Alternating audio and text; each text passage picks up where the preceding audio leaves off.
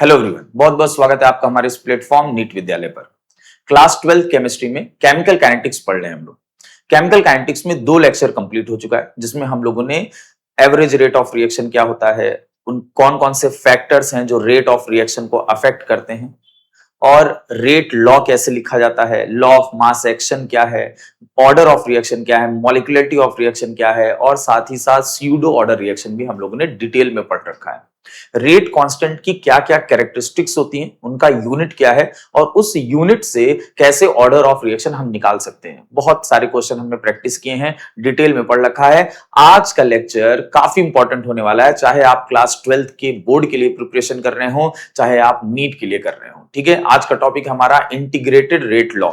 Integrated rate law में हम zero order और फर्स्ट ऑर्डर रिएक्शन पढ़ते हैं, जो कि हमारे सिलेबस का हिस्सा है। ठीक है, चलो भाई स्टार्ट करते हैं। तो आज जो हम लोग स्टार्टिंग करेंगे वो जीरो ऑर्डर रिएक्शन से करेंगे। अच्छा, लास्ट लेक्चर में मैं आपको ऑर्डर वगैरह के बारे में बहुत डिटेल में और अच्छे ढंग से समझा चुका हूं कि ऑर्डर एक एक्सपेरिमेंटल वैल्यू है। अगर किसी रिएक्शन की ऑर्डर जाननी है तो ये भाई एक्सपेरिमेंटल वैल्यू है।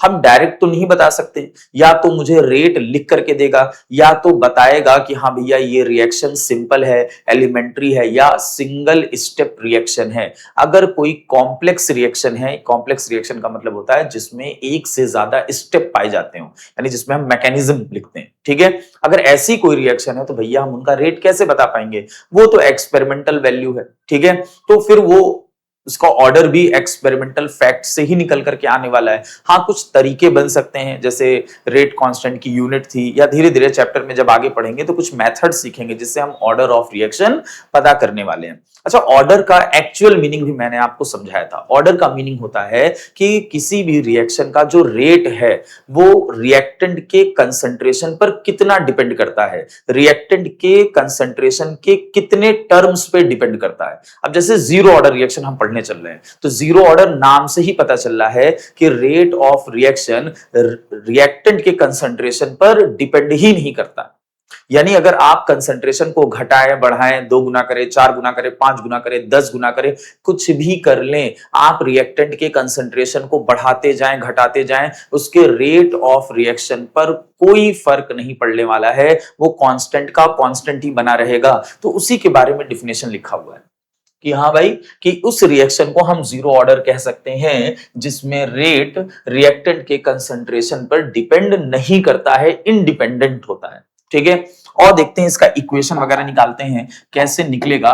एक रिएक्शन कंसिडर कर रहे हैं कि जो कि ए से प्रोडक्ट बन रहा है। हम मान लेते हैं रिएक्टेंट क्या है, रिएक्टेंट ए है, और हम मान के ये चल रहे हैं कि ये रिएक्शन कैसी है, ये जीरो ऑर्डर वाली रिएक्शन है। जीरो ऑर्डर रिएक्शन का मीनिंग क्या है, वही कि हम ए के कंसंट्रेशन में कुछ भी चेंज कर लें, रेट पर कोई फर्क नहीं पड़ने वाला है। ठीक है, अच्छा, कुछ बातें अब आपको समझनी पड़ेगी कि कैसे इक्वेशन वगैरह बनाए जाते हैं। बहुत बेसिक से सिखाएंगे, आराम आराम से वीडियो देखिए, नोट्स बनाइए, न्यूमेरिकल भी लगाएंगे, एक एक पॉइंट्स आपका क्लियर करने वाले हैं। ठीक है, जैसे फॉर एग्जांपल आपने टाइम जीरो लिया। अब टाइम जीरो का क्या मीनिंग होता है? टाइम जीरो का मीनिंग ये होता है कि रिएक्शन अभी स्टार्ट नहीं हुई है, यानी अभी रिएक्टेंट पूरा का पूरा बचा हुआ है, प्रोडक्ट कुछ नहीं बना है। भाई जब रिएक्शन ही नहीं स्टार्ट हुई तो प्रोडक्ट कहां से बन करके आएगा? तो मान लो हमने इसका इनिशियल कंसंट्रेशन स्मॉल ए से रिप्रेजेंट किया है। ठीक है, ये स्मॉल ए क्या है? इनिशियल कंसंट्रेशन, या इसी को हम ए नॉट से भी रिप्रेजेंट कर रहे हैं। ठीक है, अच्छा, after time T, after time T यानी टी समय बीतने के बाद, टी समय गुजर जाने के बाद क्या हुआ, इसका कुछ हिस्सा निकलेगा और कुछ हिस्सा निकल करके धीरे धीरे प्रोडक्ट में कन्वर्ट होने लगेगा। मान लो एक्स अमाउंट निकल गया और वो जाकर के प्रोडक्ट में कन्वर्ट हो गया। अब मैं आपसे पूछूं रिएक्टेंट कितना बचा, तो जितना हिस्सा प्रोडक्ट में कन्वर्ट हुआ है उससे माइनस कर दो उसके इनिशियल अमाउंट में। इनिशियल अमाउंट स्मॉल ए था, उसमें मैंने एक्स को माइनस कर दिया। एक्स क्या है? वो हिस्सा जो प्रोडक्ट में कन्वर्ट हो चुका है। तो ए माइनस एक्स, ए माइनस एक्स मुझे क्या बताएगा? बचा हुआ कंसंट्रेशन। किसका बचा हुआ कंसंट्रेशन? रिएक्टेंट का। इसी ए माइनस एक्स को आप ए टी टर्म से भी रिप्रेजेंट कर सकते हैं। तो पहले तो सारे सिंबल समझिए। ठीक है, सिंबल क्या है कि स्मॉल ए कहिए चाहे इसी को ए नॉट कहिए, इसका मीनिंग होगा initial concentration. Initial concentration of reactant, या तो आप इनिशियल अमाउंट भी कह सकते हैं, ठीक है। और यहां पर a माइनस एक्स या ए टी आप किसे कहेंगे, ये बहुत इंपॉर्टेंट पार्ट है, इसी में कंफ्यूजन होता है क्वेश्चन में। ए टी या a माइनस एक्स मतलब बचा हुआ कंसंट्रेशन मुझे चाहिए, left part, left concentration of reactant after time T समय के बाद रिएक्टेंट के बचे हुए कंसंट्रेशन को हम a माइनस एक्स कहेंगे या ए टी कहने वाले हैं। देखो मैं इसको लिख दे रहा हूं, बचा हुआ कंसंट्रेशन किसका, रिएक्टेंट का, आफ्टर टाइम टी। अच्छा अब यहां पर स्मॉल एक्स क्या है, यहां पर स्मॉल एक्स, ये जो एक्स मैं लिख रहा हूं ये अमाउंट ऑफ प्रोडक्ट है, amount of product formed after time T समय के बाद प्रोडक्ट का बना हुआ अमाउंट, प्रोडक्ट का फॉर्म्ड हुआ अमाउंट, ठीक है। तो ये सारे टर्म आपने जान लिए कि स्मॉल ए कहिए चाहे ए नॉट कहिए, ए माइनस एक्स कहिए चाहे ए टी कहिए, ए टी पर जोर दीजिएगा, ए टी क्या है, लेफ्ट पार्ट ऑफ रिएक्टेंट, बचा हुआ टी समय के बाद वो कितना बच गया, ठीक है। तो ये मैंने कुछ इक्वेशन लिख ली, ठीक है। अब इसके हिसाब से मैं रेट लिखता हूं, तो रेट लिखने का तरीका क्या है कि rate is a directly proportional to, क्या सिखाया गया है, रिएक्टेंट के कंसंट्रेशन का। अच्छा और पावर क्या रेज करते हैं, पावर जो उसका ऑर्डर होता है। अब मैं पहले से बता चुका हूं कि भैया ये रिएक्शन हमने कंसीडर की है जीरो ऑर्डर, तो जब मुझे ऑर्डर पता है तो मैं लिख सकता हूं, नहीं पता होता तो नहीं लिख पाते। It is a experimental value, तो ऑर्डर हमने जीरो लिख दिया, ठीक है। अब rate is a directly proportional to A के पावर जीरो। अच्छा डायरेक्टली प्रोपोर्शनल को हटा करके हम रेट कांस्टेंट का यूज करते हैं और ए के पावर जीरो। अच्छा किसी के भी पावर तुम जीरो लगाओगे तो वो तो वन बन जाएगा, यानी रेट इक्वल टू क्या आ गया, के यानी रेट कांस्टेंट। तो रेट की वैल्यू क्या आ गई, रेट कांस्टेंट के बराबर आ गई, यानी कंसंट्रेशन आप कुछ भी करो कंसंट्रेशन पर डिपेंड ही नहीं करता, इसका रेट कंसंट्रेशन पर डिपेंड ही नहीं करेगा, ठीक है। अच्छा अब इससे कुछ इक्वेशन बनाने की कोशिश करते हैं। देखो हम क्या कर रहे हैं इक्वेशन, जैसे अगर मैं आपको कहूं कि रेट ऑफ रिएक्शन लिखिए विद रिस्पेक्ट टू रिएक्टेंट के रिस्पेक्ट में, वो जो पुराना वाला तरीका बिल्कुल पहले लेक्चर में सिखाए थे, तो कैसे लिखते थे, क्योंकि ये रिएक्टेंट है तो minus DA by D T. अच्छा कोई स्टोइकोमेट्रिक कोफिशिएंट नहीं है यानी वन है, तो उससे इसे डिवाइड करते हैं। अब चाहे वन लिखो चाहे ना लिखो, माइनस क्यों लगाते थे, क्योंकि कंसंट्रेशन रिएक्टेंट का डिक्रीज करता था, यही तो था हमारा पुराना मेथड रेट लिखने का, तो minus DA by D T आ गया, ठीक है। अच्छा यहां पर जो एटी यानी ए यानी वही बचा हुआ कंसंट्रेशन, इस ए की वैल्यू क्या है, एटी की वैल्यू क्या है, ए माइनस एक्स है, इस एटी की वैल्यू है ए माइनस एक्स। चलो अब यहां पर वैल्यू रखते हैं, आप इसे नोट कर चुके होंगे, ठीक है। यहां पर वैल्यू रखते हैं, माइनस यानी रेट इक्वल टू क्या है, minus DA by D t, ठीक है। अब equal to minus d, At की वैल्यू क्या हो गई, ए माइनस एक्स अपॉन क्या कर रहे हैं, डी टी। अब चलिए इसको डिफरेंशिएट करते हैं, अब डिफरेंशिएट यानी बेसिक मैथ, ठीक है। देखो क्या काम करेंगे, माइनस डीए, इसको क्या करेंगे, माइनस डीए बाई डी, ठीक है। माइनस डी को और अंदर ले जाओ, माइनस माइनस प्लस हो जाएगा, प्लस डीएक्स बाई डी। अब ये माइनस डीए बाई डी जो है, ए क्या है, स्मॉल ए है इनिशियल कंसंट्रेशन, स्मॉल ए पहले ही बता दिया गया इनिशियल कंसंट्रेशन है, और इनिशियल कंसंट्रेशन तो फिक्स होगा ना, यानी वो कांस्टेंट वैल्यू है। और आपको अगर नहीं पता है तो जान लीजिए धीरे धीरे करके, साथ ही साथ थोड़ा थोड़ा आपको मैथ भी सीखना पड़ेगा, डिफरेंशिएशन वगैरह थोड़ा थोड़ा, ठीक है, बहुत ज्यादा नहीं जानना है नीट के लिए। तो माइनस डीए बाई डी यानी अगर किसी कांस्टेंट का हम डिफरेंशिएशन करते हैं तो वो टर्म जीरो हो जाता है, तो ये पोर्शन पूरा गायब हो गया, बचा क्या, सिर्फ dx बाई dt, यानी रेट की वैल्यू क्या आ गई, रेट की वैल्यू आ गई आपकी dx बाई dt, तो रेट इक्वल टू आ गया dx बाई dt, ठीक है। और रेट आप पहले भी निकाल चुके हैं, रेट की वैल्यू क्या है, रेट की वैल्यू है k, रेट की वैल्यू क्या है के, तो आप चाहे तो यहां पर के भी रख सकते हैं, ठीक है, उससे और क्वेश्चन इक्वेशन बन करके आएगा। लेकिन अभी जो rate equal to dx by dt आ गया, इस इक्वेशन को क्या बोलते हैं, ठीक है, ये भी एक इक्वेशन बन गया, इसको बोलते हैं डिफरेंशियल रेट, ठीक है, इसको बोलते हैं डिफरेंशियल रेट। तो एक इक्वेशन जीरो ऑर्डर का बनकर के आया है पहले, rate equal to dx by dt, ठीक है। चलो अब इसी के आगे एक दूसरा इक्वेशन बनाते हैं, ठीक, हमें यहां पर रेट की वैल्यू क्या पता है, k पता है, यहां मुझे क्या पता है, रेट की वैल्यू dx बाई dt पता है, ठीक है। अब इसी के आगे और सॉल्व कर लेते हैं, रेट की वैल्यू पुट करो, यहां हम लिखेंगे k equal to dx by dt, k dt इधर ले जाइए, k dt equal to dx हो गया, ठीक है। थोड़ा सा इसको सिंप्लीफाइड कर लेते हैं, सिंप्लीफाइड का करने के लिए क्या काम करेंगे, अब इसका इंटीग्रेशन करेंगे, इंटीग्रेशन करना है, कहां से कहां तक इंटीग्रेशन करना है, जहां से जहां तक आप रिएक्शन की स्टडी कर रहे हैं। देखो कहां से कहां रिएक्शन की स्टडी कर रहे हैं, देखो फिर से वापस आते हैं उसी पर, रिएक्शन की स्टडी कहां की जा रही है, यहां पर आपको दिखाते हैं। देखो रिएक्शन की स्टडी कर रहे हैं हम जीरो टाइम से लेकर के टी टाइम तक, जीरो टाइम से लेकर के टी टाइम तक, ठीक है, तो वहां पर हम लोग बात करेंगे, ठीक है। देखो जीरो से लेकर के टी टाइम तक हमको रिएक्शन की स्टडी करनी है, जीरो से टी टाइम पर, तो जीरो लगाया और यहां टी टाइम लगा दिया, ठीक। अच्छा जीरो टाइम पर क्या प्रोडक्ट बनकर के आया था, एक्स क्या है, एक्स है अमाउंट ऑफ प्रोडक्ट, जो आफ्टर टाइम टी बना था, प्रोडक्ट नहीं बनकर के आया था तो वो तो जीरो ही रहेगा।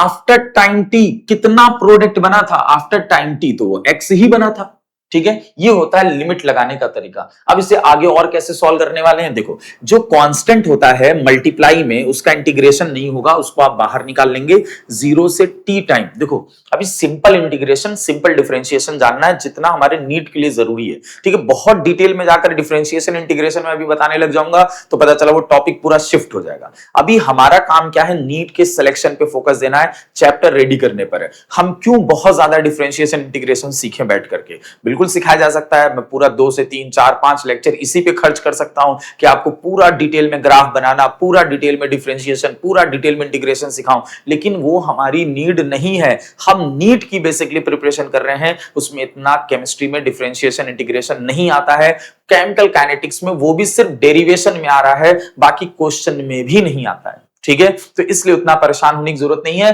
थोड़ी बहुत जो जानकारी है वो साथ में ही सीख लेंगे, उसके लिए अलग से लेक्चर, उसके लिए अलग से टाइम देने की बहुत ज्यादा नीड नहीं है, इतना आप फिजिक्स बेसिक मैथ वगैरह में जान लेते हैं, ठीक है। चलो देखो अब रेट कांस्टेंट, जो कांस्टेंट होगा उसे तुमने बाहर निकाल लिया मल्टीप्लाई में, बचा क्या है dt, ठीक है, और इधर क्या है 0x और dx हो गया। अब इंटीग्रेशन कैसे करते हैं, अगर कोई d टर्म है यानी डिफरेंशिएशन का टर्म है, बस वो टर्म हटा दो, ठीक है, वो टर्म हटेगा और जो रहेगा वो बच जाएगा, यानी डी हटाओगे तो टी बच जाएगा। लिमिट लगाए रहो, ये ऊपर जो लगा रहता है उसे अपर लिमिट बोलते हैं, और जो नीचे वैल्यू लिखी रहती है उसे लोअर लिमिट बोलते हैं, ठीक है। इक्वल टू, इसमें भी डी वाला टर्म हटाओगे, बचेगा सिर्फ एक्स बच जाएगा। अपर लिमिट क्या है एक्स और लोअर लिमिट क्या है 0।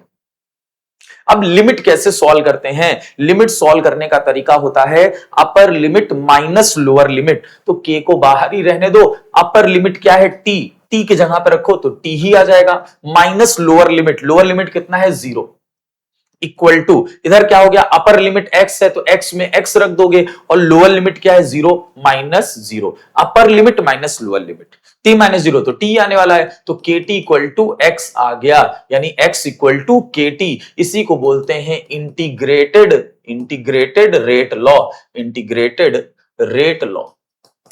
रेट, ठीक है। ये आ गया जीरो ऑर्डर के लिए एक इक्वेशन, ये भी जीरो ऑर्डर के लिए इक्वेशन है, इससे भी क्वेश्चन सॉल्व होंगे। यहां पर k क्या है, rate constant for zero order reaction, t time है, और x क्या हो गया, अमाउंट ऑफ प्रोडक्ट जो कि ऑब्टेन्ड होता है आफ्टर टाइम t, कहीं अलग से नहीं आएगा, रिएक्टेंट से ही निकल करके वो किस में कन्वर्ट हुआ है, प्रोडक्ट में कन्वर्ट हुआ है, ठीक है। तो यहां पर फाइनली मैंने आपको जीरो ऑर्डर रिएक्शन के 2 इक्वेशन एक्सप्लेन किए हैं, ठीक है। पहले एक बार पूरा कायदे से आप फिर से देख लीजिए, ठीक है, फिर से इसको देख लीजिए,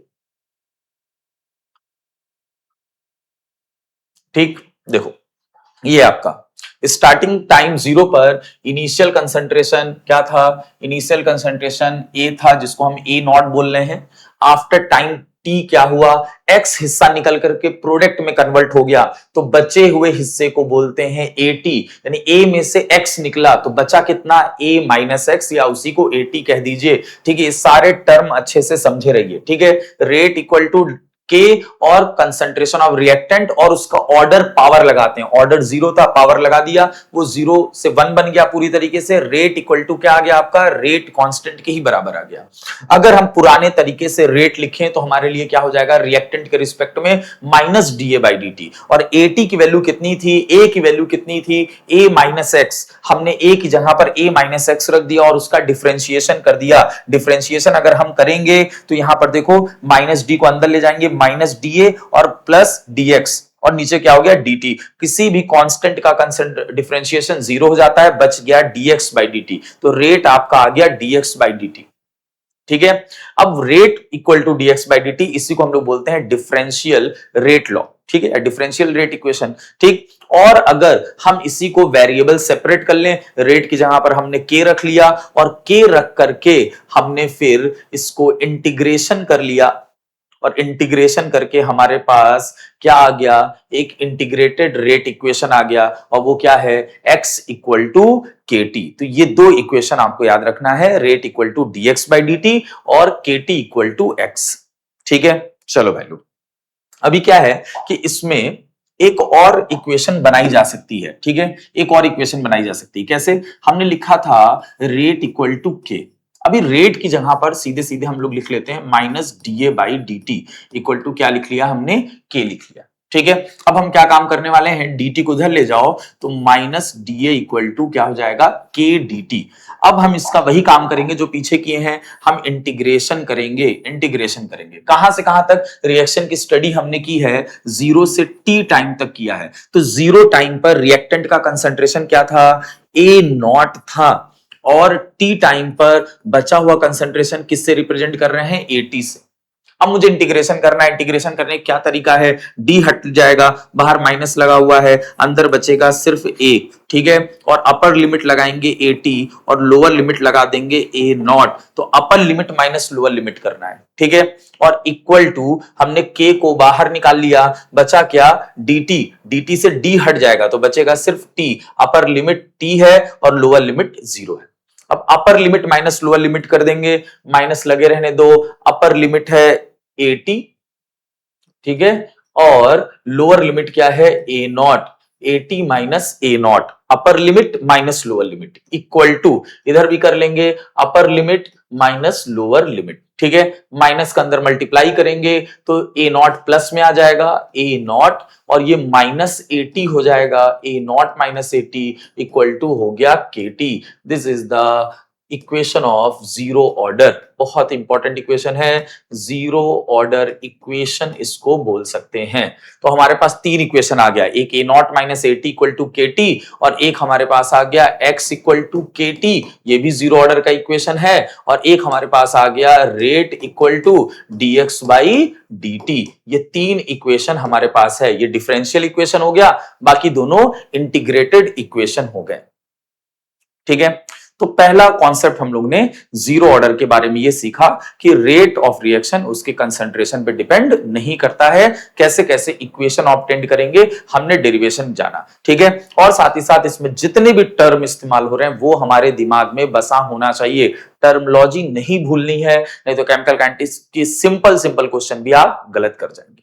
ठीक है, और चलो भाई इसके बारे में और बात करते हैं। ठीक, अब जैसे कुछ का ग्राफ कह रहा है बनाने को, ग्राफ बनाने को कह रहा है, पहला ग्राफ कह रहा है एक्स वर्सेस टाइम, यानी जो हमने तीनों इक्वेशन बनाए हैं उसके बेसिस पे ग्राफ कैसे प्लॉट किया जाएगा। ठीक है, तो सीखेंगे हम लोग ग्राफ कैसे बनाया जाता है, एक्स वर्सेस टाइम। ठीक, तो यानी एक्स को कहां रखना है, वाई एक्सिस पर। ये देखो हमारा जो ग्राफ होता है वो हमेशा y वर्सेस x का होता है, y वर्सेस x का, यानी y एक्सिस और x एक्सिस। तो y एक्सिस पे तुम्हें क्या रखना है, x, और x एक्सिस पे क्या तुम्हें रखना है, टाइम। x क्या है, अमाउंट ऑफ प्रोडक्ट, ठीक है, जो कि t टाइम के बाद कन्वर्ट होता है, t टाइम के बाद ऑब्टेन्ड होता है। ठीक है, अब जिसके जिसके बीच में तुम्हें ग्राफ प्लॉट करने को कहेगा उसका इक्वेशन आपको पता होना चाहिए। अभी हम पढ़कर क्या रहे हैं, इसका इक्वेशन है x इक्वल टू के टी, इसका इक्वेशन है x इक्वल टू के टी। ठीक है। अच्छा, इसको और अच्छे ढंग से लिख लें, x इक्वल टू के टी प्लस 0, कोई तो फर्क पड़ने वाला नहीं है। अब इसको अगर मैं कंपेयर करूं तो ये मुझे किस तरह का इक्वेशन दिख रहा है, y equal to M X plus C, और y equal to M X plus C किसकी इक्वेशन होती है, ये स्ट्रेट लाइन का इक्वेशन होता है। तो सबसे पहले आपको यह जानना है कि कर्व कैसा बनेगा, ग्राफ कैसा प्लॉट होगा। तो हमने इसके इक्वेशन से समझा कि ये इक्वेशन मुझे y equal to M X plus C का दिखाई दे रहा है, जो कि स्ट्रेट लाइन का इक्वेशन होता है। तो ये तो पहले डिसाइड हो गया कि मुझे स्ट्रेट लाइन बनाना है। अब स्ट्रेट लाइन में भी कैसा स्ट्रेट लाइन बनाना है और कहां से बनाना है, ठीक है, यानी ओरिजिन से बनाना है कि कहीं और से भी बनाना है वाई एक्सिस पर, ठीक है, ये पहले देखते हैं कैसे होगा। चलो कंपेयर करते हैं। वाई एक्सिस पर तुमने एक्स को रखा, चलो भाई एक्स को रख लिया, ठीक है, एक्स की जगह पर तुमने टाइम रखा, एक्स एक्सिस पर तुमने टाइम रखा। देखो ये एक्सिस है, ये वाला एक्स एक्सिस है, और ये भी क्या है, एक्सिस है, कंफ्यूजन ना हो। एक्स एक्सिस पे तुमने टाइम को रखा, टाइम को रखा। अच्छा, एक्स एक्सिस के मल्टीप्लाई में जो कॉफिशिएंट होता है उसे स्लोप बोलते हैं, यानी ये जो m है वो स्लोप बताएगा, यानी m की जगह पर क्या है, k, यानी m क्या होता है, स्लोप, और स्लोप क्या है इस इक्वेशन में, k है। अच्छा, इसका साइन क्या है, पॉजिटिव है। तो जब भी स्लोप पॉजिटिव में होता है तो तुम्हें कैसा कर्व बनाना होता है, इंक्रीजिंग कर्व बनाना होता है। ग्राफ तुम्हें इंक्रीजिंग बनाना है। अच्छा, स्ट्रेट लाइन है मतलब तुम्हें इंक्रीजिंग ग्राफ बनाना है। अब कहां से बनाना है वो डिसाइड करता है ये सी। ये सी क्या होता है, सी होता है इंटरसेप्ट। इंटरसेप्ट का मीनिंग होता है कि वाई एक्सिस पर डिस्टेंस, यानी वाई एक्सिस पर दूरी, कहां से बनाओगे ग्राफ, यानी वो जो कर्व है वो वाई एक्सिस पर कितना कटिंग कर रहा है, ठीक है, ओरिजिन से उसका डिस्टेंस। तो ओरिजिन से उसका डिस्टेंस कितना है, सी की जगह पर क्या लिखा हुआ है, सी की जगह पर 0 लिखा हुआ है, सी की जगह पर 0 है, यानी इंटरसेप्ट है ही नहीं। तो जब भी सी 0 आता है इसका मतलब है कि कर्व तुम्हें कहां से बनाना है, कर्व तुम्हें ओरिजिन से बनाना है, ठीक है, ओरिजिन ये यहां से बनाना है। अब सब कुछ डिसाइड हो चुका है, ओरिजिन से बनाना है, स्ट्रेट लाइन बनाना है, और स्लोप, स्लोप का एक फॉर्मूला और होता है टेन थीटा, टेन थीटा भी स्लोप होता है, ठीक है। तो स्लोप भी पता है पॉजिटिव है, इंक्रीजिंग है, कहां से बनाना है, ओरिजिन से बनाना है, तो बना दो स्ट्रेट लाइन, ये लो भाई, ठीक है, और इसका स्लोप क्या है, m इक्वल टू के, ठीक है। टेन थीटा, थीटा कहां से नापा जाता है, देखो एक्स एक्सिस से ऐसे चलते हैं, ठीक है, ऐसे चलेंगे, ये वाला एंगल, ये एंगल कितना है, थीटा। तो टेन थीटा से स्लोप निकल करके आता है। तो पहला हमारा ग्राफ बन गया एक्स वर्सेस टाइम का। अच्छा, यहां पर देखो वही ग्राफ है एक्स वर्सेस टाइम, लेकिन क्या किया है, पैरामीटर चेंज कर दिया है। यानी जिसको पहले मैंने वाई एक्सिस पर रखा था उसको एक्स एक्सिस पर ले आया, उसको एक्स एक्सिस पर ले आया, और जिसको हमने एक्स एक्सिस पर रखा था टाइम को, उसको हम वाई एक्सिस पर यहां पर ले आए, ठीक है। अब कैसे इसका ग्राफ बनेगा, सेम टू सेम ग्राफ बनता है, ठीक है। अब आपको एक कॉन्सेप्ट सिखाते हैं, सेम टू सेम ग्राफ बनेगा। यहां पर मुझे क्या रखना है, एक्स एक्सिस पर एक्स को ही रखना है, और टाइम वाई एक्सिस पे क्या रखना है, टाइम रखना है, ठीक है। सेम टू सेम यही ग्राफ बनने वाला है, बस स्लोप बदलता है। स्लोप देखो मैं लिख दे रहा हूं 1/k। अब मैंने क्या कैसे 1/k लिख दिया, अब इक्वेशन बना के भी तुम कर सकते हो, या जो मैं कॉन्सेप्ट बताने जा रहा हूं वो भी सीखो, ठीक है। कॉन्सेप्ट क्या है, देखो, अगर ग्राफ का पैरामीटर सिर्फ चेंज किया जाए, यानी एक्स एक्सिस को वाई एक्सिस बना दिया, वाई एक्सिस को एक्स एक्सिस बना दिया, तो जो नया ग्राफ बन करके आएगा उसका स्लोप, नए ग्राफ का जो स्लोप होगा, नए ग्राफ का स्लोप होगा वो पुराने ग्राफ के स्लोप का रेसिप्रोकल होगा। नए ग्राफ का जो स्लोप होगा वो पुराने ग्राफ के स्लोप का रेसिप्रोकल होगा। तो पुराने ग्राफ का स्लोप कितना था, के, उसका रेसिप्रोकल कर दिया तो 1/k, 1/k। तो टाइम वेस्ट नहीं करना है इसमें कि फिर से पूरा इक्वेशन लिखे, फिर से पूरा इक्वेशन बनाए और तब जाकर के निकले। अगर मुझे एक पता है और उसी में इंटरचेंज कर दे, पैरामीटर्स बस बदल दे, तो slope, graph same to same बनता है, बस स्लोप उल्टा हो जाता है, ठीक है। स्लोप क्या करेंगे, उल्टा कर देंगे, वहां स्लोप के था, यहां हमने 1/k कर दिया, ठीक है। चलो भाई नेक्स्ट कॉन्सेप्ट पर आते हैं। देखो, अच्छा अब ग्राफ अभी और भी है, ग्राफ और बनाते हैं, 80 वर्सेस टाइम। अब 80 वाला इक्वेशन कौन था, उसे लिखो, हमारे पास इक्वेशन है a0 माइनस at और इक्वल टू kt। ये हमारे पास जीरो ऑर्डर रिएक्शन का इक्वेशन दे रखा है, ठीक है। अब हमें 80 वर्सेस टाइम चाहिए, यानी 80 किस साइड लिखा हुआ है, y एक्सिस पर, और टाइम किधर लिखा हुआ है, x एक्सिस पर। तो मुझे इसी साइड यानी लेफ्ट साइड में y एक्सिस पर 80 रखना है, तो मुझे इधर 80 ही चाहिए। कुछ ऐसा करो इक्वेशन में कि इधर 80 आ जाए, ठीक है। तो हम क्या काम करेंगे, ए नॉट को उधर ले जाएंगे, तो बचेगा -80 equal to KT minus A nought. क्या काम करते हैं, माइनस से मल्टीप्लाई कर दो, तो माइनस यहां का साइन गायब हो जाएगा, ये 80 हो गया, ये हो जाएगा -KT और ये हो जाएगा प्लस ए नॉट, यानी माइनस मैंने कॉमन ले लिया, तो 80 equal to -KT plus A nought. अच्छा, ये किसकी तरह इक्वेशन दिख रहा है, अगर मैं कंपैरिजन करूं, y एक्सिस, ये y एक्सिस हो गया, इक्वल टू टाइम पर x एक्सिस, मतलब जो टाइम है वो क्या है, x एक्सिस है, तो ये हो गया mx और ये हो गया प्लस c। यानी फिर से मुझे इक्वेशन कैसा दिखाई दे रहा है, ये इक्वेशन दिख रहा है स्ट्रेट लाइन, यानी मुझे स्ट्रेट लाइन बनाना है। पहले तो ये कंफर्म हो गया, ये कंफर्म हो गया कि भैया मुझे स्ट्रेट लाइन बनाना है, तो चलो पहले स्ट्रेट लाइन बना लेते हैं। ये देखो, ठीक है, यहां पर हमने y एक्सिस पे मुझे क्या रखना है, 80, और x एक्सिस पे क्या रखना है, x एक्सिस पर हमें टाइम रखना है। ये लो भैया, हमने टाइम रख दिया, ठीक है। अब मुझे स्ट्रेट लाइन बनाना है, कंफर्म है, लेकिन कहां से बनाना है, और इंक्रीजिंग बनाना है, डिक्रीजिंग बनाना है, ये आगे कंपैरिजन करके देखेंगे। चलो देखो भाई, यहां पर क्या लिखा है, x के मल्टीप्लाई में कोफिशिएंट जो होता है m, वो स्लोप होता है। कंपेयर करो तो m की जगह पर इसके ऊपर क्या लिखा हुआ है, -k, यानी जो हमारा स्लोप आ गया वो -k है, यानी निगेटिव में है। निगेटिव का मतलब होता है डिक्रीजिंग कर्व, यानी तुमको डिक्रीजिंग ग्राफ बनाना है, डिक्रीजिंग बनाना है। कहां से बनाना है, सी की जगह पर देखो क्या लिखा है, सी यानी इंटरसेप्ट, इंटरसेप्ट की जगह पर तुम्हारा लिखा है ए नॉट। अब ए नॉट की वैल्यू तो मुझे पता नहीं है, कुछ वैल्यू होगी, हाँ पॉजिटिव में है, किसमें है, पॉजिटिव में है, यानी ओरिजिन से ऊपर की तरफ चलेंगे कर्व में, ऊपर की तरफ पॉजिटिव होता है, नीचे की तरफ क्या आते हैं, नीचे की तरफ निगेटिव होता है, ऊपर की तरफ पॉजिटिव, नीचे की तरफ ओरिजिन से निगेटिव आ जाएगा। तो इंटरसेप्ट, इंटरसेप्ट का मतलब होता है ओरिजिन से वाई एक्सिस पर दूरी, तो कितनी दूरी है, ए नॉट, ये ओरिजिन मान लो, कहीं भी मान लो, इतना डिस्टेंस क्या हो गया तुम्हारा, ए नॉट हो गया, ठीक है। अब यहां से तुम्हें ग्राफ प्लॉट करनी है, स्ट्रेट लाइन बनाना है, और स्ट्रेट लाइन में भी क्या बनाना है, डिक्रीजिंग बनाना है, ठीक है। थोड़ा और ऊपर ले लेते हैं इंटरसेप्ट, जैसे तुम्हें कहानी समझ में आए अच्छे ढंग से, इंटरसेप्ट थोड़ा और ऊपर बना लेते हैं, मान लो यहां से, ठीक है, ये इतना दूरी क्या हो गया, इंटरसेप्ट हो गया, ए नॉट। अब तुम्हें जो कर्व बनाना है यहां से बनाना है, और वो भी क्या बनाना है, डिक्रीजिंग बनाना है, और कैसा बनाना है, स्ट्रेट लाइन। लो भैया, डिक्रीजिंग, ऐसे ही तो घट रहा है, यही तो घट रहा है, ठीक है। अच्छा, इसका स्लोप कितना है, m इक्वल टू -k, बन गया ग्राफ। तो ऐसा नहीं कि हर ग्राफ आप रटें, ठीक है, जिसके जिसके बीच में ग्राफ प्लॉट करने को कहेगा आप उसका इक्वेशन लाइए, y एक्सिस पे जिसको कह रहा है उसे y एक्सिस बनाइए, x एक्सिस पे जिसको कह रहा है उसको x एक्सिस पे रखिए, दोनों में कोई ना कोई रिलेशन बनाइए, और रिलेशन बना करके बना डालिए ग्राफ, ठीक है। चलिए एक और बनाते हैं, कह रहा है rate of reaction versus concentration के बीच में ग्राफ कह रहा है, rate of reaction versus concentration, zero order के लिए।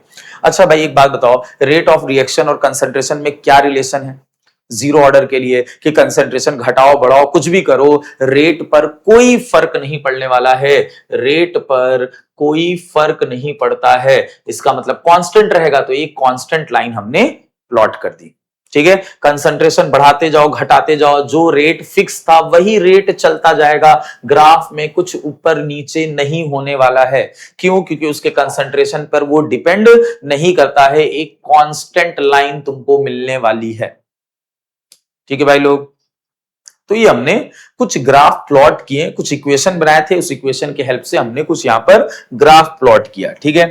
अब देखो हमें क्या पढ़ना है, अब हमें जीरो ऑर्डर रिएक्शन के हाफ लाइफ टाइम के बारे में जानना है, कि हाफ लाइफ टाइम क्या होता है और वो कैसे निकाला जाता है, ठीक है। अच्छा, पहली बात तो ये जानिए कि जो जीरो ऑर्डर रिएक्शन होती है वो 100% कंप्लीट हो जाती है, जीरो ऑर्डर रिएक्शन पूरी तरीके से खत्म होती है 100%। तो अगर 100% खत्म हो रही है तो उसके दो हाफ लाइफ बनेंगे, हाफ लाइफ का मतलब 50% 50%, ठीक है। तो दो हाफ लाइफ फिक्स होते हैं जीरो ऑर्डर रिएक्शन में। अब इस बात को लिख देंगे हम कि 100% कंप्लीशन होता है जीरो ऑर्डर में, ठीक, यानी पूरी तरीके से रिएक्टेंट प्रोडक्ट में कन्वर्ट हो जाता है। 100% कंप्लीट का मतलब यह है कि रिएक्टेंट पूरी तरीके से कंज्यूम हो जाएगा प्रोडक्ट में।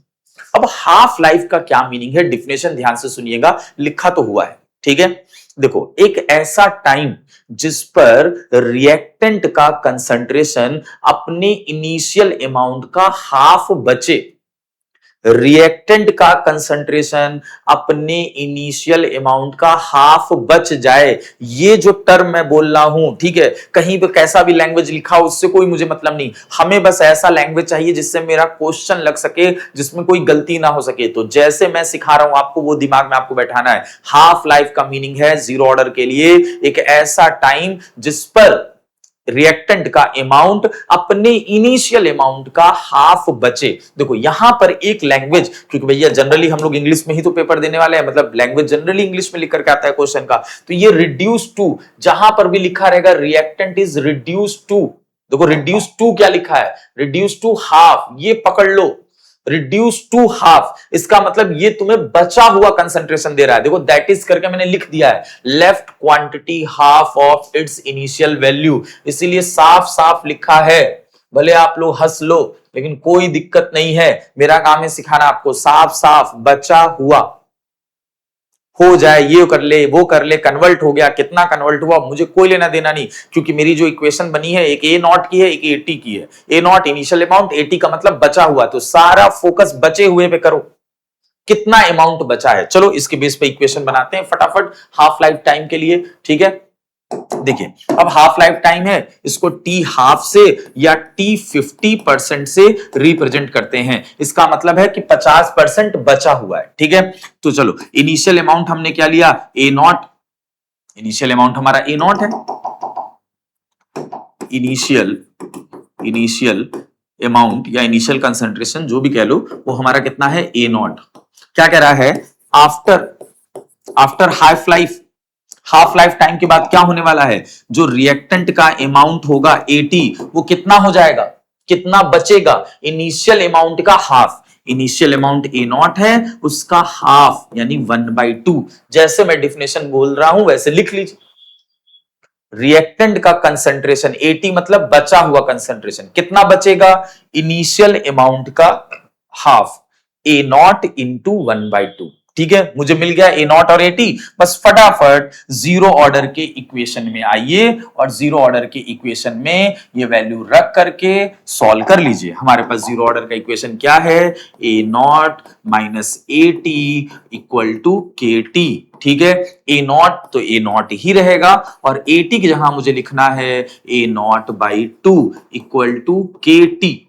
अच्छा अब ये हाफ लाइफ हो गया, क्योंकि हाफ लाइफ टाइम पर ही ऐसा होगा। इसे सॉल्व करेंगे, 2 ए नॉट माइनस ए नॉट और नीचे बचेगा 2, ए नॉट बाई 2 इक्वल टू के एंड टी हाफ, ये हाफ लाइफ टाइम का सिंबल है, ठीक है, इसको मत हाफ करने लग जाना, ये हाफ लाइफ टाइम का सिंबल है, ठीक है। अब के को नीचे ले जाओ, तो हाफ लाइफ इक्वल टू क्या हो गया, A naught by 2k, this is the equation of half life time of zero order reaction, ठीक है। ए नॉट बाई 2k, इसे आप स्मॉल वाले से भी लिख सकते हैं, स्मॉल ए बाई 2k, ये आ गया हाफ लाइफ टाइम का इक्वेशन, ठीक है।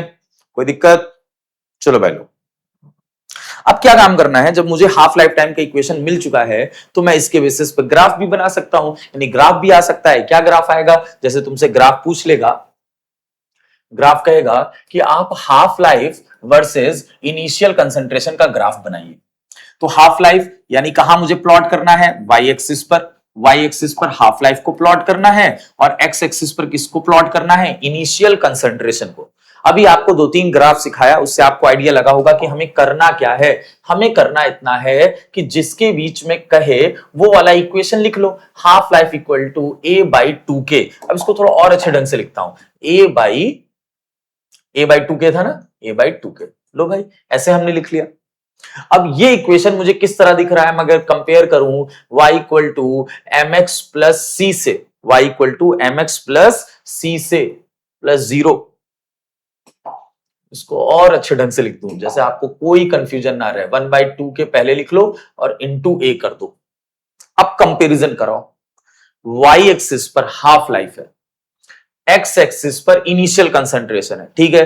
तो m की जगह पर क्या लिखा है, m की जगह पर कंपेयर करने पर 1/2 के लिखा है, जिसका साइन पॉजिटिव दिख रहा है, यानी मुझे कैसा ग्राफ बनाना है, इंक्रीजिंग बनाना है। और इंक्रीजिंग वो भी कौन सा, y = mx + c, क्या होता है आपका स्ट्रेट लाइन, यानी हमें स्ट्रेट लाइन बनाना है भाई लोग। तो भैया चलो स्ट्रेट लाइन बनाएंगे, और वो भी इंक्रीजिंग बनाना है, ठीक है। अच्छा कहां से बनाना है वो मुझे बताता है इंटरसेप्ट। इंटरसेप्ट यानी c = 0 है। जब इंटरसेप्ट 0 है यानी ओरिजिन से y एक्सिस पर दूरी, तो यही तो 0 है, मतलब मुझे क्या बनाना है, ओरिजिन से बनाना है ग्राफ, ओरिजिन से ग्राफ बनाना है, इंक्रीजिंग ग्राफ। स्लोप कितना है, स्लोप है 1/2 के, ठीक है, स्लोप आ गया 1/2 के।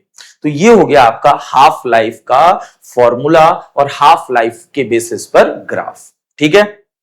चलिए अब हाफ लाइफ के बाद एक और टाइम निकाला जाता है जिसको हम लोग बोलते हैं क्वार्टर लाइफ टाइम। अब स्टार्टिंग होता है कंफ्यूजन, क्वेश्चन की लैंग्वेज तरह तरह की जगह पर अलग अलग तरीके की बातें लिखी हुई हैं, कंफ्यूजन क्रिएट करता है। लेकिन फिर मैं वही बोलूंगा, मैं जैसे बोलता जा रहा हूं बस वो दिमाग में बैठाइए, कोई कंफ्यूजन नहीं होने वाला है। क्वार्टर लाइफ टाइम एक ऐसा टाइम जिस पर रिएक्टेंट का कंसंट्रेशन अपने इनिशियल वैल्यू का 1/4 बचा रहे। रिड्यूस टू, देखो फिर से रिड्यूस टू आ गया, रिड्यूस टू का मतलब बचा हुआ, बस तुम इतना दिमाग में रखो, इनिशियल अमाउंट का 1/4 हो जाए, मतलब 1/4 बचा हुआ है, ठीक है। इसका मीनिंग क्या हुआ, इसका मीनिंग क्वार्टर लाइफ टाइम को मैं लिख रहा हूं T75%, T75% भी लिख सकते हैं। T75% का मतलब ये होता है कि 75% कन्वर्टेड इनटू प्रोडक्ट, 75% प्रोडक्ट में कन्वर्ट हो गया, 75% प्रोडक्ट में कन्वर्ट हो गया। इसका मतलब लेफ्ट अमाउंट कितना है, 25% left, 25% left amount of reactant, यानी 25% ही बचा हुआ है। 25% क्या होता है, 1/4, 25% को 1/4 ही तो कहते हैं। अगर इसी तरह से मैं लिख दूं T25%, अब इसका क्या मीनिंग होगा, इसका मीनिंग हुआ कि 25% कन्वर्टेड इनटू प्रोडक्ट, 25% प्रोडक्ट में कन्वर्ट हो चुका है, तो बचेगा कितना, बचा है 75% लेफ्ट अमाउंट ऑफ रिएक्टेंट, 75% बच गया। तो हमें जो इक्वेशन में 80 लिखते हैं वो यही तो होता है, बचा हुआ, ठीक है। तो 80 में इसको लिख सकता हूं 75, और इसका 80 क्या हो गया, 25 हो गया। तो एक्चुअल में ये जो T25% है यही है क्वार्टर लाइफ टाइम, यही आपका क्वार्टर लाइफ टाइम। तो जब भी रिड्यूस टू करके आए, ठीक है, तो आप क्या मान के चलेंगे कि बचा हुआ है, ठीक है। 75% converted into product, 25% left amount. अब जैसे मैं आपसे कह दूं T60, T90, क्या मीनिंग हुआ इसका, आप खुद से बनाइए। T90 का क्या मीनिंग हुआ, T90 का मीनिंग हुआ कि 90% खत्म हो गया, तो बचा कितना, बचा अमाउंट में अगर मैं तुमसे पूछूं सीधे 80 बताओ इसके लिए, तो 80 कितना हो जाएगा, 80 = 10% हो जाएगा, ठीक है। T60% में लिखूं, इसका क्या मीनिंग हुआ कि 60% कन्वर्टेड इनटू प्रोडक्ट, तो बचा अमाउंट, यानी अगर तुमसे 80 पूछूं तो 80 कितना लिखोगे, 40, भैया 60% तो खत्म हो गया ना, तो 40 ही तो बचेगा, ठीक है। तो यहां कोई कंफ्यूजन नहीं होना चाहिए 80 पहचानने में। तो भैया क्वार्टर लाइफ टाइम क्या है, एक ऐसा टाइम जिस पर रिएक्टेंट अपने इनिशियल कंसंट्रेशन का 1/4 हो जाए, 1/4 यानी 25% बच जाए। चलो ठीक है, अब इसके लिए इक्वेशन बनाते हैं। देखो इक्वेशन बनाते हैं, हमारे पास क्या है, इनिशियल वैल्यू, इनिशियल अमाउंट क्या है हमारे पास, वो है A0 है, ठीक। आफ्टर क्वार्टर लाइफ टाइम क्या होने वाला है, जो रिएक्टेंट का कंसंट्रेशन है 80, वो कितना हो जाएगा, वो हो जाएगा A0 का 25%, 25% का मतलब 1/4, 1/4 ही तो बचेगा, ठीक है। चलो अब इक्वेशन में आते हैं। इक्वेशन हमारे पास जीरो ऑर्डर का क्या है, A0 - AT = KT, ठीक है। अब क्वार्टर लाइफ टाइम के लिए इक्वेशन लिखेंगे तो A0 ही रहेगा, इनिशियल कंसंट्रेशन नहीं बदलता है। AT कितना हो जाएगा, AT इनिशियल कंसंट्रेशन का 1/4 बचा हुआ है, ठीक है। तो अब ये हो गया K, और अब इस T को मैं QT लिख दूंगा, यानी क्वार्टर लाइफ टाइम का सिंबल बना दूंगा। ठीक है, और देखो इसे सॉल्व करेंगे, 4A0 माइनस A0 कितना होने वाला है, 3A0 बाई 4, और K को नीचे ला देंगे तो 4K। ये आपका आ गया क्वार्टर लाइफ टाइम का फॉर्मूला। डायरेक्ट यहां से हम क्वेश्चन बना सकते हैं, या तो आप इसको स्मॉल ए के टर्म में लिखना चाहे तो भी आप लिख सकते हैं कि quarter life time equal to 3 small A by 4K। Small A भी इनिशियल कंसंट्रेशन को रिप्रेजेंट करता है। अच्छा, कुछ इक्वेशन ऐसा भी हम बना सकते हैं कि जिसमें हाफ लाइफ और क्वार्टर लाइफ का रिलेशन दिखा सकते हैं। देखो, अगर इसी फॉर्मूले को मैं ऐसे लिख दूं, quarter life time equal to 3/2 लिख दूं, और इधर इसको अलग कर दूं A/2 के, जब मल्टीप्लाई करोगे तो 2 इंटू 2 4 ही तो होगा, A/4K हो जाएगा। अच्छा, A/2K आप पढ़ चुके हैं पीछे, quarter life time equal to 3/2 into क्या हो जाएगा भाई आपका हाफ लाइफ। तो ये हाफ लाइफ और क्वार्टर लाइफ के बीच का रिलेशन हो गया। अगर एक वैल्यू आपको गिवन है, दूसरा आपसे पूछ रहा है, तो आप निकाल सकते हैं। अगर आपको हाफ लाइफ दे दी और आपसे क्वार्टर लाइफ पूछ लिया तो भी हम इस इक्वेशन का यूज करके निकाल ले जाएंगे। तो फाइनली आपका क्वार्टर लाइफ हो गया, हाफ लाइफ हो गया। इसी तरीके से आपसे कुछ भी पूछ सकता है, आपसे T60%, T90%, T70%, कोई सा भी टाइम पूछ सकता है। जब भी परसेंटेज में दिया रहेगा, इनिशियल अमाउंट को 100 मान लीजिए, जैसे कहे T70%, इसका मीनिंग आप क्या समझेंगे कि 100 में से 70 खत्म। तो जो 100 में से 70 खत्म हो गया तो बचा कितना, बचा सिर्फ 30, तो 80 आपका 30 हो जाएगा। ठीक है, और कहीं भी न्यूमेरिकल में रिड्यूस टू करके लिखा रहा है तो मतलब वो आपको बचा हुआ कंसंट्रेशन दे रहा है। ठीक है, चलिए भाई, तो ये तो आपका हो गया quarter life time, half life time हो गया। अब इस जीरो ऑर्डर के बारे में थोड़ा सा कुछ इंफॉर्मेशन लेते हैं, नोट करके आप कुछ पॉइंट्स लिखेंगे। जैसे पहला पॉइंट ये है कि जो जीरो ऑर्डर रिएक्शन होता है वो 100% कंप्लीट हो जाता है। जीरो ऑर्डर रिएक्शन 100% कंप्लीट, ठीक है, कंप्लीटेड, पूरी तरीके से कंप्लीट हो जाएगा। इसका मीनिंग क्या हुआ, इसका मीनिंग ये हुआ कि reactants completely converted into product, completely converted into product, पूरी तरीके से प्रोडक्ट में कन्वर्ट हो जाएगा, पूरा कंज्यूम हो जाता है, पूरा खत्म हो जाता है। अब इसी की बेस पर मैं आपसे सवाल पूछूं कि जब वो 100% खत्म हो जा रहा है, कन्वर्ट हो जा रहा है प्रोडक्ट में, रिएक्शन पूरी 100% चल रही है, तो कितने हाफ लाइफ होते हैं जीरो ऑर्डर रिएक्शन में। एक कोई जीरो ऑर्डर रिएक्शन है तो उसमें उसके कितने हाफ लाइफ होंगे, तो हाफ लाइफ मतलब 50%, तो 100% मतलब 50-50 2, यानी 2 हाफ लाइफ बन रहा है। ठीक है, 50-50 2% हो गए, यानी मैं कह सकता हूं कि total half life for zero order reaction, कोई भी जीरो ऑर्डर रिएक्शन दे रखा है उसके लिए टोटल हाफ लाइफ की वैल्यू कितनी होती है, 2। ठीक है, 2 हाफ लाइफ इसमें होंगे क्योंकि ये पूरी तरीके से कंप्लीट हो जा रही है, खत्म हो जा रही है।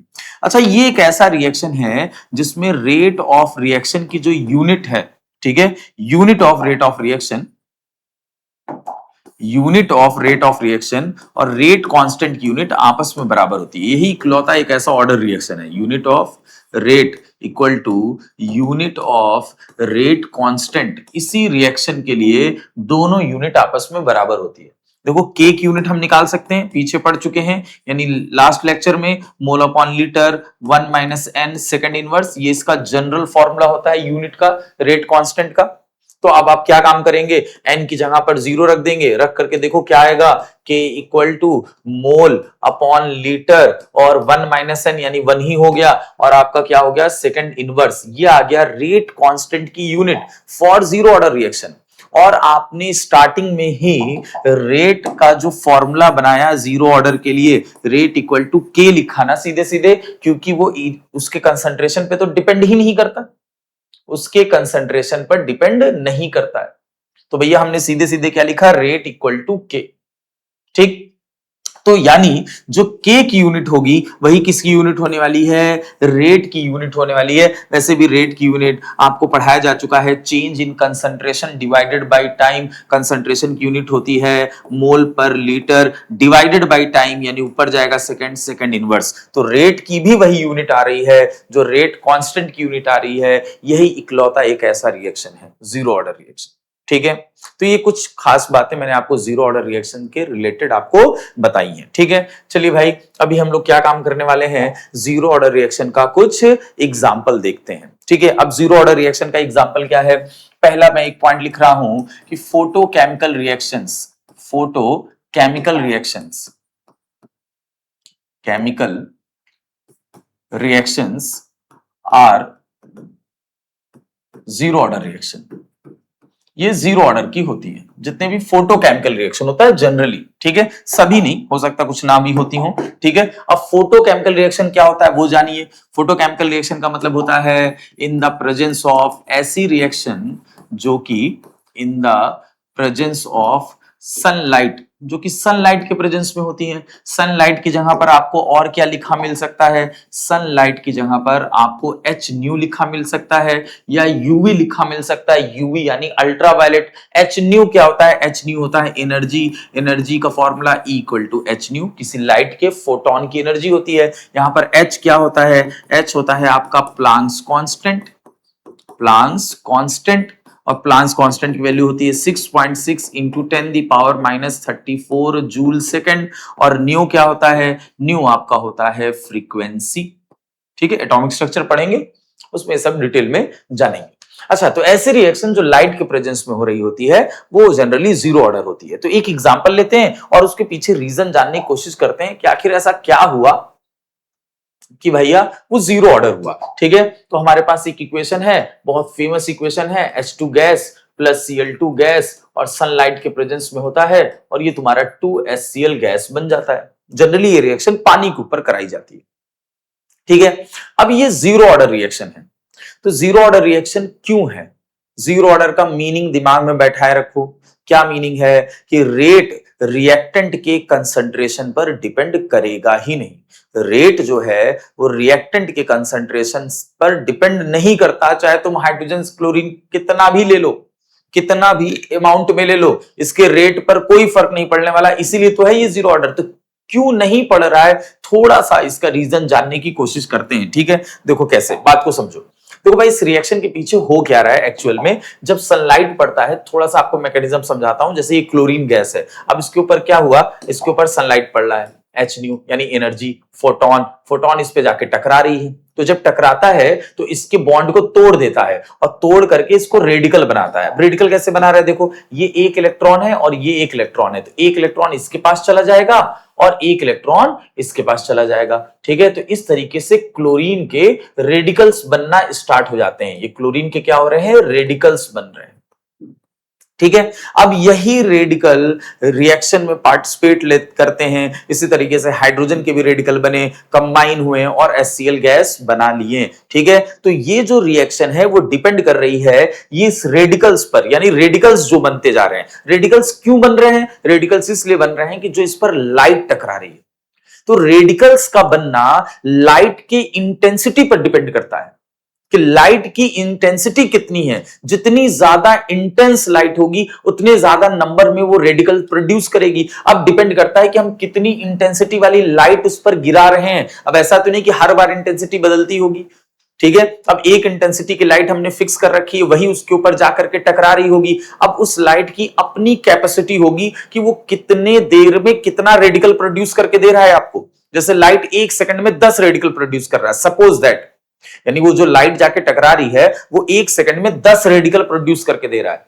अब वो तो फिक्स हो गया ना, वो हर एक सेकंड पर 10 रेडिकल देगा, प्रति सेकंड 10 रेडिकल देगा। अब उसी 10 रेडिकल से रिएक्शन आगे बढ़ रही है। भले तुमने क्लोरीन गैस कितना ही क्यों नहीं भर के रख दिया है, भर दिया है पूरा क्लोरीन गैस, कंसंट्रेशन खूब ज्यादा कर दिया है, या कभी तुमने कंसंट्रेशन खूब कम कर दिया है, उससे क्या फर्क, वो तो लाइट के ऊपर डिपेंड है ना भैया, कि लाइट कितना रेडिकल बना करके देगा। जितना रेडिकल बना कर देगा उसी हिसाब से, उसी स्पीड से तो रिएक्शन आगे बढ़ेगी। और लाइट का तो फिक्स है कि वो प्रति सेकंड 10 रेडिकल दे रहा है। सपोज दैट 10 ही नहीं दे रहा होगा, कुछ भी दे रहा होगा। ठीक है, एक अनुमान लगा लिया कि कुछ भी दे रहा है, प्रति सेकंड 10 रेडिकल या प्रति सेकंड 20 रेडिकल।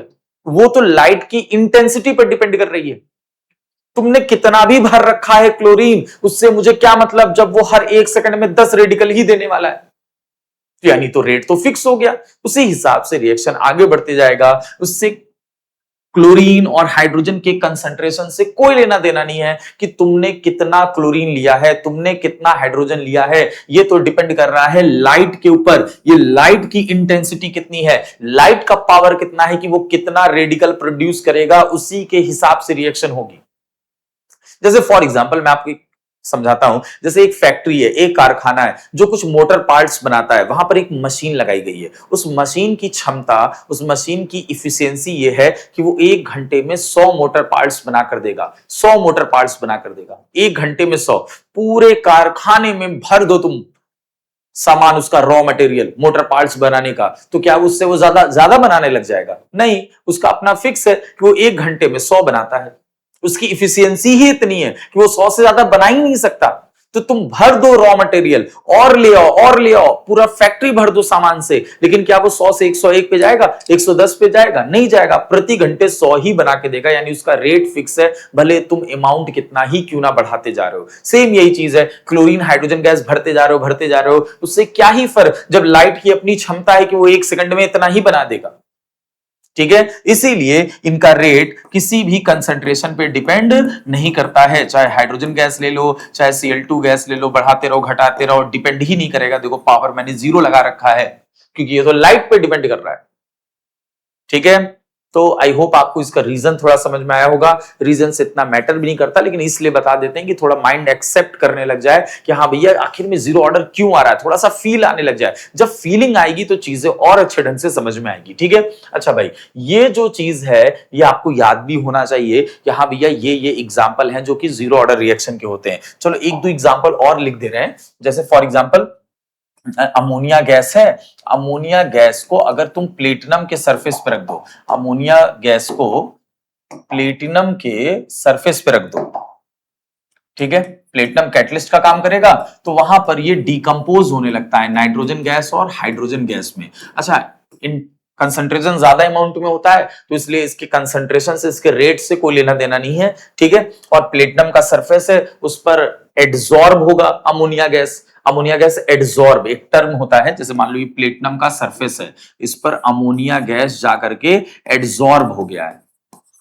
एड्सॉर्ब का मतलब होता है कि सरफेस पे जाना, एड्सॉर्ब, ठीक है, सरफेस पे कलेक्ट होना। अब उसके ऊपर जब कलेक्ट होगा तो वहीं से वो फिर टूटेगा, डिकम्पोज होगा। डिकम्पोज किस में हो रहा है? N2 में और हाइड्रोजन में। ठीक है, और डिकम्पोज होकर जाएगा कहां? कहीं जा नहीं रहा है, स्केप नहीं कर रहा है। ठीक है, क्योंकि प्लेटिनम का सरफेस है, वही उसको पकड़ कर रख लेगा, क्योंकि वहां कौन सा प्रोसेस हुआ है? एड्सॉर्ब। एड्सॉर्ब का मतलब होता है कि उसको सरफेस पर ही कलेक्ट करके रखेगा। ठीक है, तो ये सभी एग्जांपल 0 ऑर्डर के रिएक्शन के होते हैं। एक और देख लो, जैसे हम हाइड्रोजन आयोडाइड गैस को ले रहे हैं, अगर उसे हम गोल्ड के सरफेस पर रख दें तो वो हाइड्रोजन गैस और आयोडीन गैस में कन्वर्ट हो जाता है। तो ये सारे जो एग्जाम्पल हैं वो सब 0 ऑर्डर रिएक्शन के एग्जाम्पल हैं।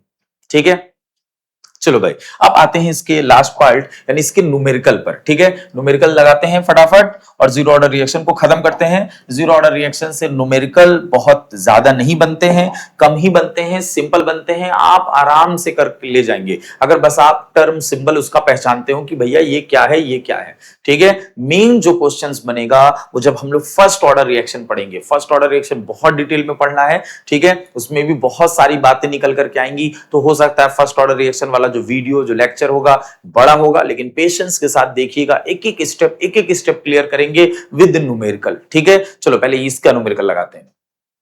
क्या कह रहा है? The rate constant for a 0 order reaction. ये क्या दे रखा है? Rate constant. ये तुमको क्या दे रखा है? Rate constant. ठीक है, यानी के की वैल्यू दे रखा है। के की वैल्यू क्या है? के की वैल्यू है 0.005। ठीक है, मोल है, लीटर इनवर्स है और सेकंड इनवर्स है। Time taken to reduce the initial concentration of reactant from, ये जो वैल्यू दे रखी है ये आपको इनिशियल कंसंट्रेशन दे रखी है ए नॉट। ए नॉट कितना दे रखा है? 0.10 मोलर, और कह रहा है कि उससे घट करके इतना हो जाता है। रिड्यूस टू फिर आया मतलब बचा हुआ मतलब ये 80 है। लो भैया ये 80 मैंने लिख दिया, 0.080। ठीक है। अब आपसे पूछ रहा है टाइम, तो क्या टाइम नहीं बता सकते हो? बिल्कुल बता सकते हैं। क्यों नहीं बता सकते हैं? जब हमारे पास जीरो ऑर्डर का इक्वेशन है, A naught minus A T equal to के टी, सारी वैल्यू पुट करिए, 0.10 minus 0.08 equal to 0.005 into time. Solve करेंगे, ये 0.02 आना चाहिए, 0.005 आप नीचे डिवाइड कर देंगे इक्वल टू टाइम। चलो भाई, इसको डिवाइड करेंगे तो कैसे डिवाइड करेंगे?